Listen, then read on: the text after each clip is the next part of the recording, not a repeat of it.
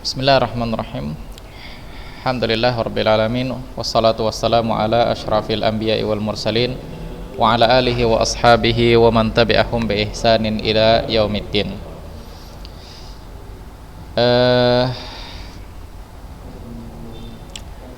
Anak-anak sekalian rahimani wa rahimakumullah. Alhamdulillah kita bertemu lagi di kesempatan kali ini dan kita masih belajar tentang masalah akidah. Kita masuki judul baru Anwa'ut Tauhid, yaitu jenis-jenis tauhid. Namun sebelum kita bahas jenis-jenis tauhid, ada pertanyaan dari teman kalian di pertemuan yang lalu. Dia mengatakan, "Assalamualaikum Ustadz." Waalaikumsalam warahmatullahi wabarakatuh. Ana Muhammad Firdaus, kelas 8D.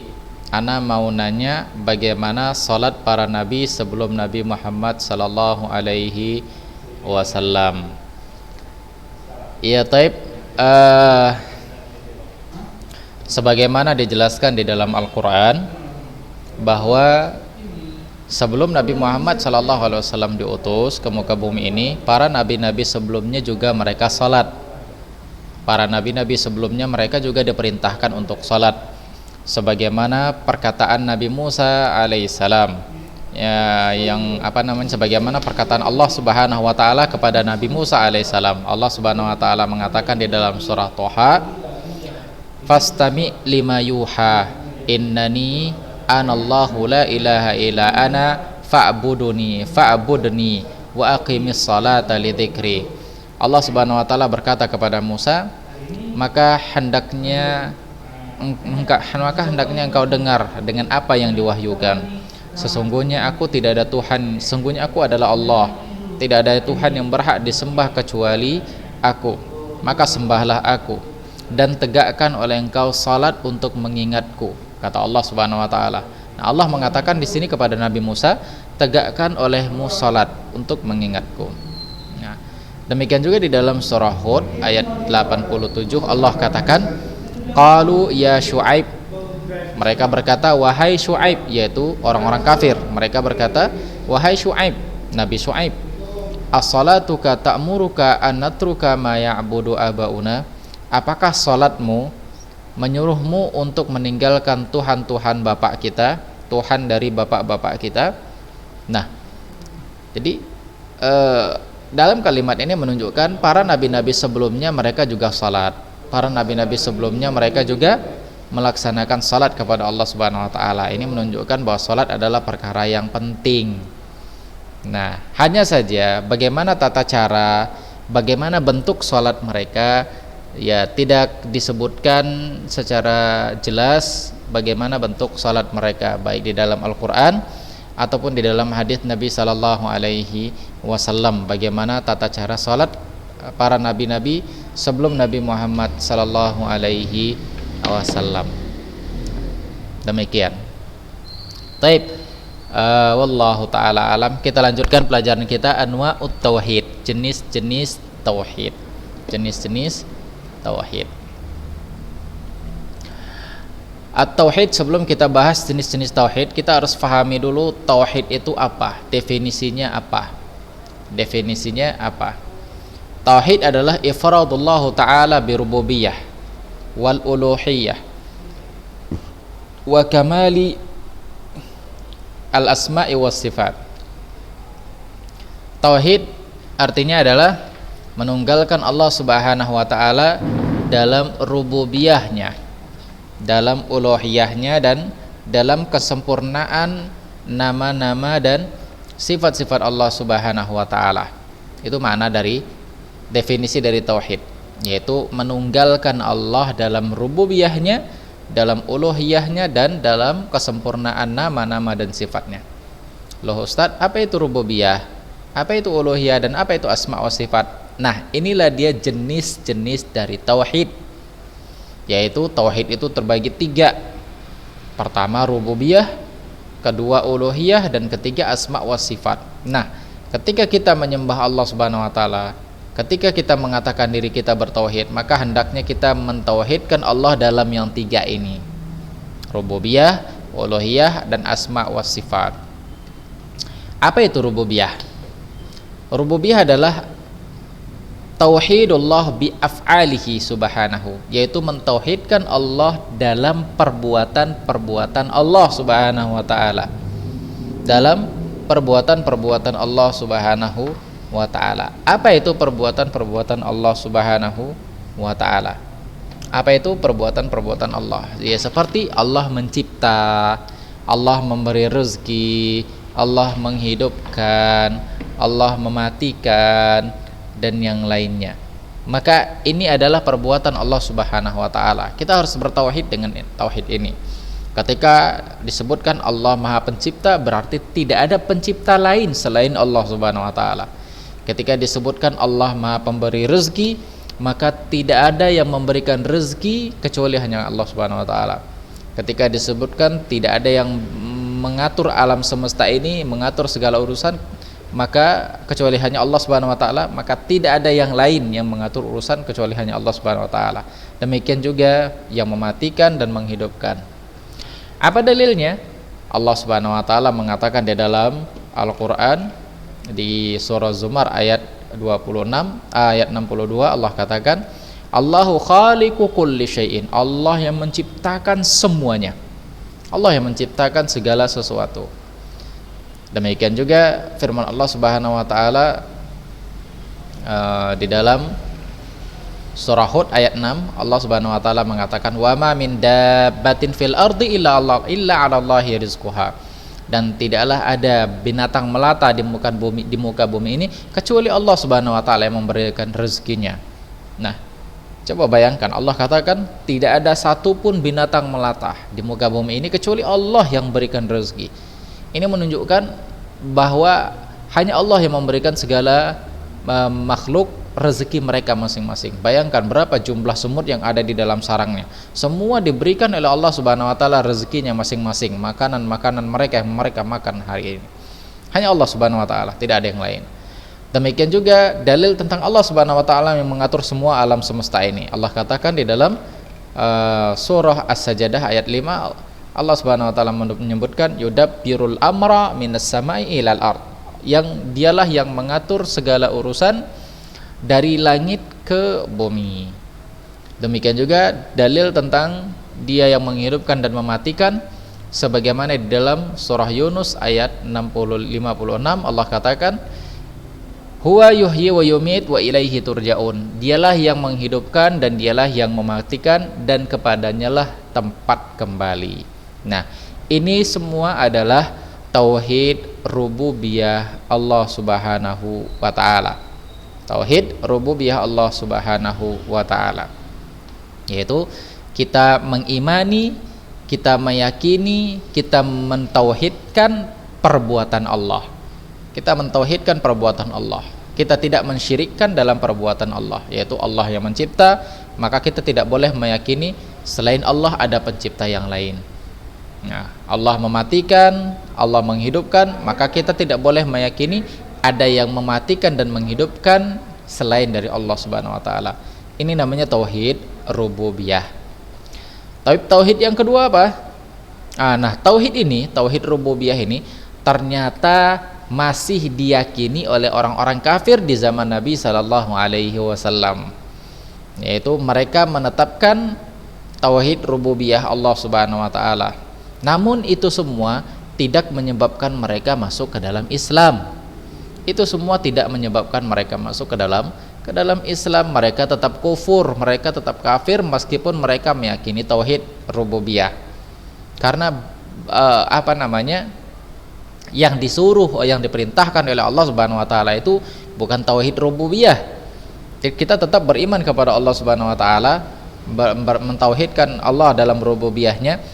Tapi yang paling banyak manusia jatuh ke dalam kesalahan nanti adalah tauhid uluhiyah.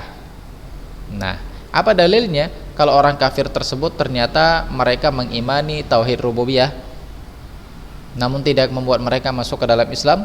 Allah subhanahu wa ta'ala mengatakan di dalam surah Luqman ayat 25, Allah katakan, wala in sa'altahum man khalaqas samawati wal ard la yaqulunallah.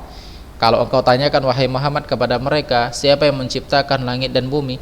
Mereka pasti akan mengatakan Allah yang menciptakan. Namun keyakinan seperti ini tidak membuat mereka masuk ke dalam Islam.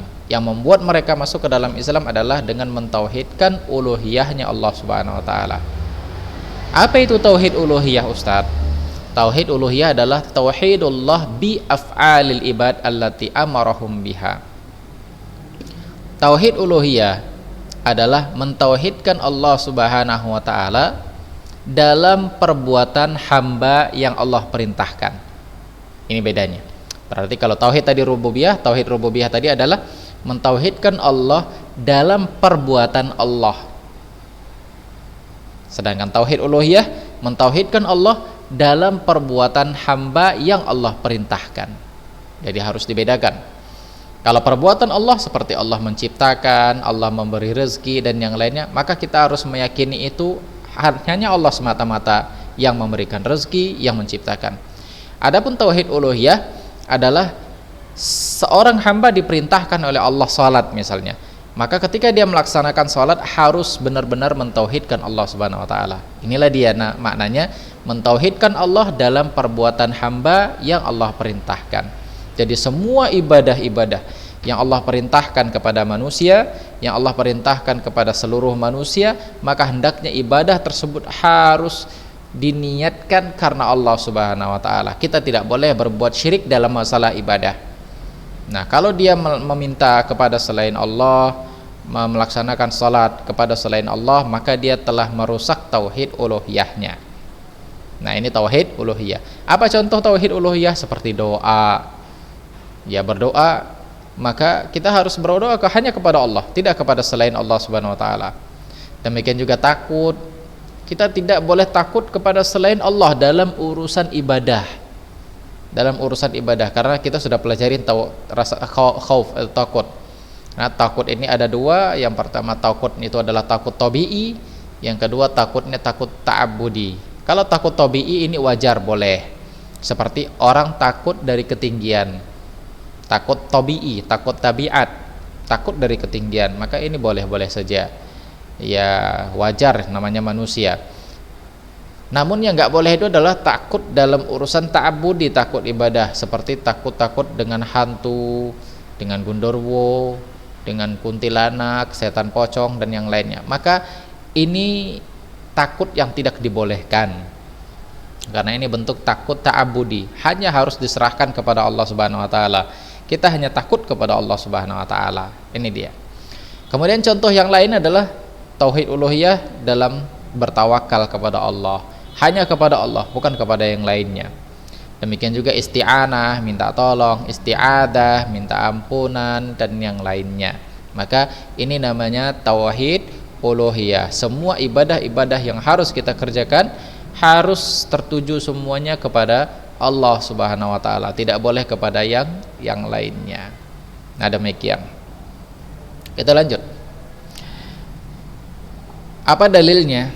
Kalau setiap ibadah kita itu harus kepada Allah Subhanahu wa taala saja, dalilnya sangat banyak sekali. Seperti kita berdoa hanya kepada Allah Subhanahu wa taala saja, sebagaimana Allah katakan di dalam surah Ghafir ayat 60, Allah katakan, "Wa qala rabbukum ud'uni astajib lakum." Dan Allah berkata, berdoalah kepadaku, niscaya akan aku ampuni kalian. Nah, ini dalil bahwa berdoa itu hanya kepada Allah Subhanahu wa taala. Kemudian dalil bahwa takut itu harus kepada Allah Subhanahu wa taala, sebagaimana yang Allah katakan di dalam surah Ali Imran ayat 175. Allah katakan, "Fala takhafuhum wa khafuni in kuntum mu'minin." Jangan takut sama mereka, tapi takutlah kepadaku jika kalian itu benar-benar orang-orang yang beriman. Demikian juga tawakal. Tawakal sebagaimana yang Allah katakan di dalam surah Al-Maidah ayat 23, Allah katakan, "Wa 'alallahi fatawakkalu in kuntum mu'minin." Dan hendaknya kalian bertawakal kepada Allah saja jika kalian benar-benar orang-orang yang beriman. Nah, ini menunjukkan tawakal adalah ibadah yang harus diserahkan, dihadapkan semuanya kepada Allah Subhanahu wa taala. Demikian juga dalil isti'anah atau isti'adah, minta ampun atau minta tolong, seperti iyyaka na'budu wa iyyaka nasta'in, hanya kepada Engkau kami menyembah dan hanya kepada Engkau kami minta tolong. Dan seperti firman Allah, qul a'udzu birabbin nas, katakanlah aku berlindung kepada Tuhannya manusia. Maka ini bentuk ibadah yang harus diserahkan kepada Allah Subhanahu wa taala saja, tidak boleh kepada yang lainnya. Nah, demikian.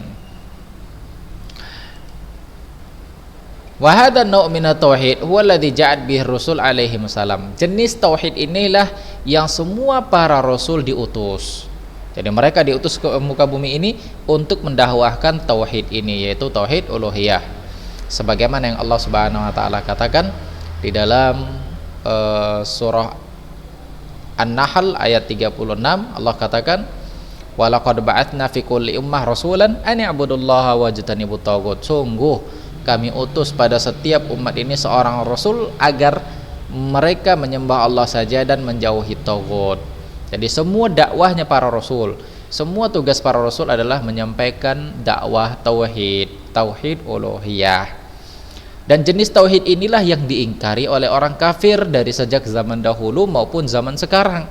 Sebagaimana yang Allah Subhanahu wa taala katakan di dalam surah Shad ayat 5, Allah Subhanahu wa taala berfirman, "Wa laqad ba'atsna fi kulli ummati rasulan fi kulli ummatin rasulan an i'budullaha wajtanibut taghut." Sungguh kami telah mengutus setiap umat itu rasul. Apa yang kami perintahkan kepada mereka? Agar mereka menyembah Allah dan menjauhi taghut. Nah, ini adalah tauhid uluhiyah atau ubudiyah. Maka semua para rasul tugasnya adalah mendakwahkan dakwah tauhid uluhiyah ini. Dan orang-orang kafir di zaman dahulu mengingkari dengan dalil firman Allah Subhanahu wa taala di dalam tadi orang-orang kafir mengingkari dalam surah Shad ayat 5, Allah katakan, aja'alal alihah ilahan wahidan inna hadza la syai'un ujab. Apakah dia menjadikan Tuhan-Tuhan kita yang banyak ini menjadi satu? Ini sesuatu yang aneh, kata mereka. Jadi mereka malah mengatakan kalau Tuhannya itu satu, ini aneh, Tuhan itu harus banyak, kata mereka. Nah, ini namanya tauhid uluhiyah. Tauhid uluhiyah yaitu tatkala kita beribadah, ibadah kita itu hanya menyembah kepada Allah Subhanahu wa taala semata, tidak menyembah kepada yang lainnya. Nah, demikian. Jadi beda kan antara tauhid uluhiyah dan tauhid rububiyah. Tauhid rububiyah adalah kita mengimani perbuatan-perbuatan Allah, mentauhidkan perbuatan-perbuatan Allah.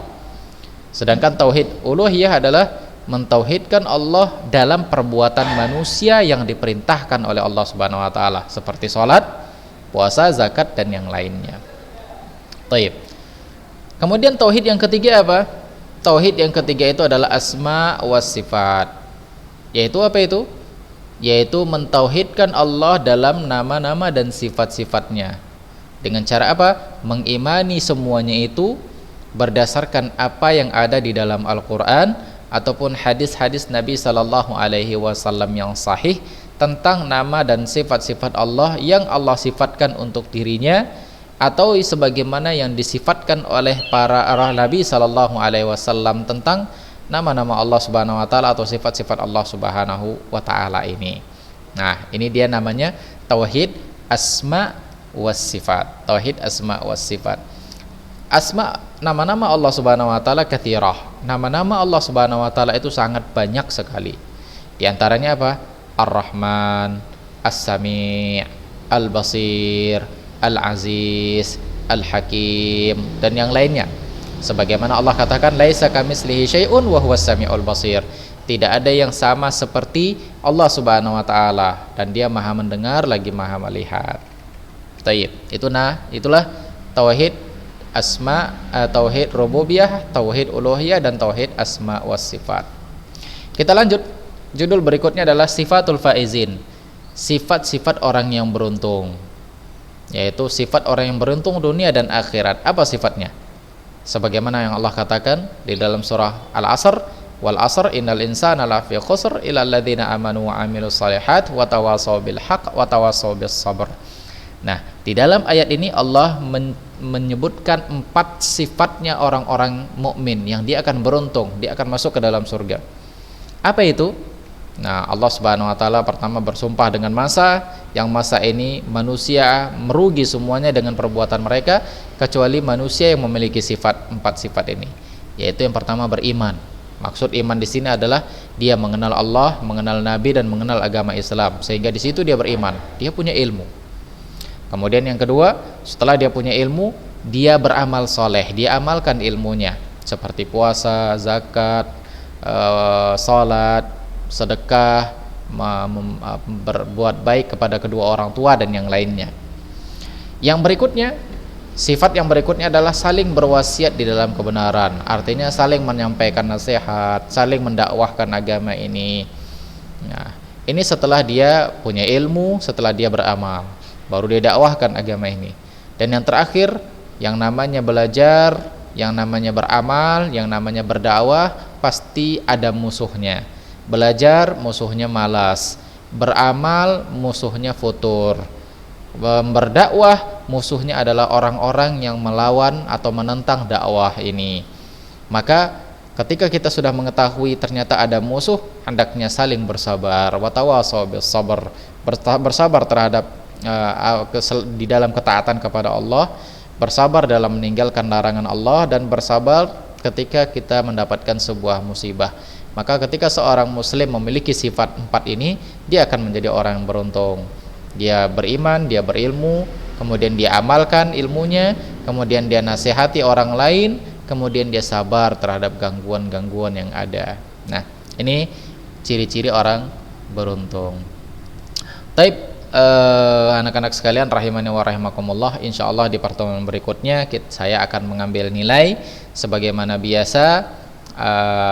Nanti insyaallah akan saya jelaskan untuk yang beberapa kali, kedua kalinya, agar ketika kalian mengirimkan lembar jawaban tidak keliru. Taib, mungkin kita cukupkan saja di sini pelajaran kita, mudah-mudahan ada manfaatnya. Aku qouli hadza wa astaghfirullah li wa lakum wa lisairil muslimin innahu huwal ghafurur rahim.